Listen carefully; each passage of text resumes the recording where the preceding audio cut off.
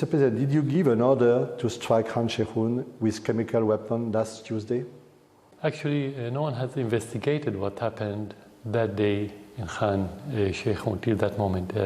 As you know, Khan Sheikhoun is under the control of al-Nusra Front, which is a branch of al-Qaeda. So the only information the world have had till this moment is published by al-Qaeda branch.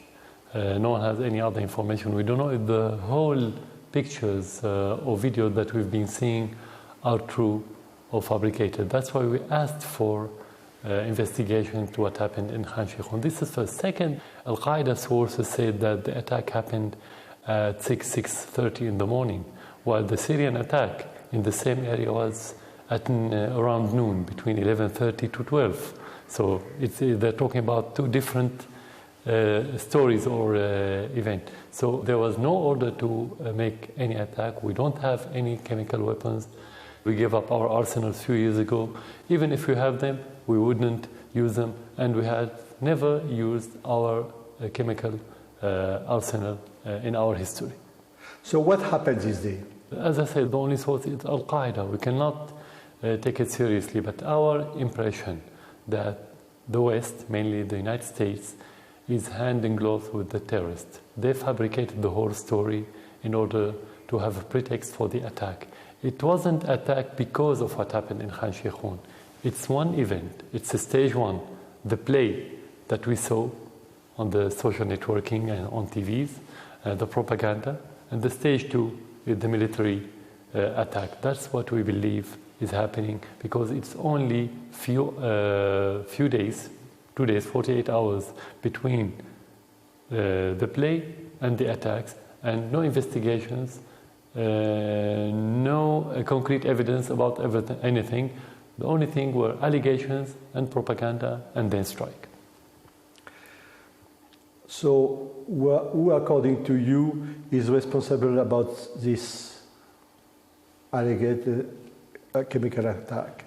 The allegation itself by al-Qaeda, al-Nusra Front, so we don't have to investigate who. They announced it. It's under their control, no one else. About the attack, as I said, it's not clear whether it happened or not, because how can you verify a video? You have a lot of fake videos now, and you have the proof that those videos were fake, like the white helmets, for example. They are al-Qaeda, they are al-Nusra Front, who shaved their beard, wore white hats, and appeared as humanitarian heroes, which is not the case. The same people were killing Syrian soldiers, and you have the proof on the internet anyway.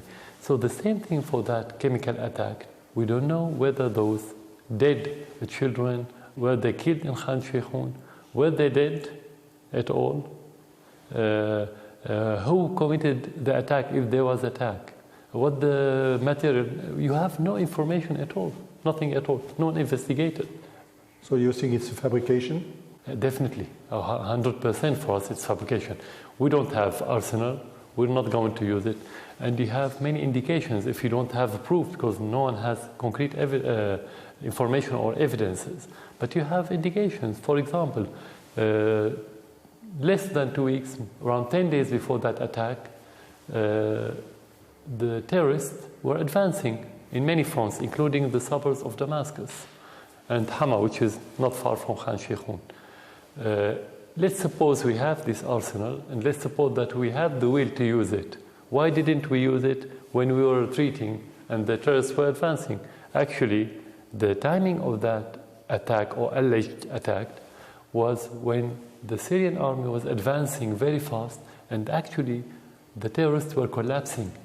So why to use it if you have it and if you have the will? Why to use it at that timing, not when you are in a difficult situation? Logically, this is first. Second, if you want to use it, if you have it and if you want to use it, again, this is, if we suppose, why to use it against civilians, not to use it against the terrorists that we are fighting?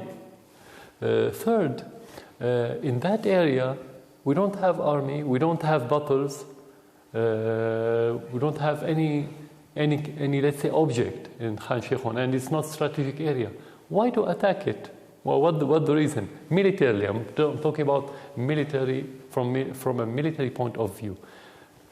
Of course, the foundation for us morally, we wouldn't do it if we have it. We wouldn't have to do it because morally this is not acceptable.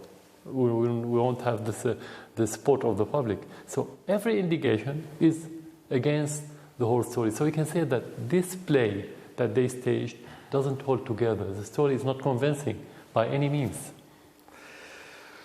With the US airstrike, Trump seems to have changed his position on you and Syria drastically. You have the feeling that you lost what you have called a potential partner. I said if it was conditional.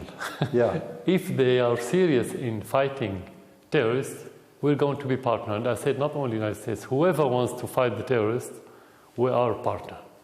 This is basic for us, basic principle, let's say. Actually, what has been proven recently, as I said earlier, that they are handing gloves with those terrorists. The United States and the West, they're not serious in fighting the terrorists. And yesterday, some of their statements were defending ISIS. They were saying that ISIS doesn't have chemical weapons. They are defending ISIS against the Syrian government and the Syrian army. So actually, you cannot talk about partnership between us who work against the terrorists and who fight the terrorism and the others who are supporting explicitly the terrorists.